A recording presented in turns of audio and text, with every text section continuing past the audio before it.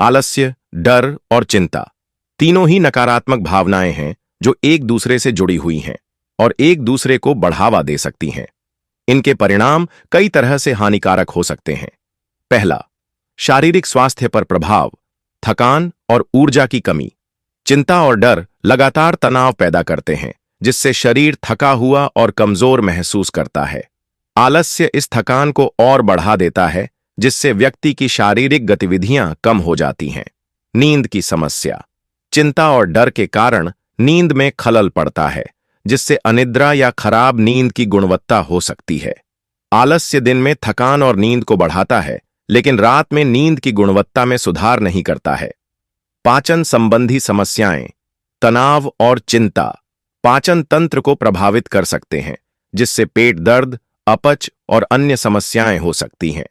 आलस्य के कारण व्यायाम की कमी से भी पाचन संबंधी समस्याएं बढ़ सकती हैं। रोग प्रतिरोधक क्षमता में कमी, लंबे समय तक चिंता और डर शरीर की रोग प्रतिरोधक क्षमता को कमजोर कर सकते हैं, जिससे व्यक्ति बीमारियों के प्रति अधिक संवेदनशील हो जाता है। दो, मानसिक स्वास्थ्य पर प्रभाव, अवसाद और चिंता विकार। लगातार डर और चिंता अवसाद और चिंता विकारों को जन्म दे सकते हैं। आलस्य इन समस्याओं को और बढ़ा सकता है, क्योंकि व्यक्ति सामाजिक रूप से अलग थलग हो जाता है और सकारात्मक गतिविधियों में भाग नहीं लेता है। ध्यान केंद्रित करने में कठिनाई, चिंता और डर मन को विचलित करते हैं, जिससे ध्यान केंद्रित करना मुश्किल हो जाता है।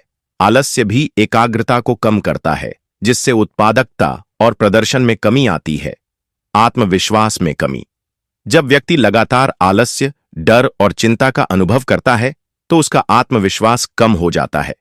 वे अपनी क्षमताओं पर संदेह करने लगते हैं और नए कार्यों को करने से डरते हैं। नकारात्मक सोच, डर और चिंता नकारात्मक विचारों को बढ़ावा देते हैं, जैसे कि मैं असफल हो जाऊंगा या कुछ बुरा होने वाला है।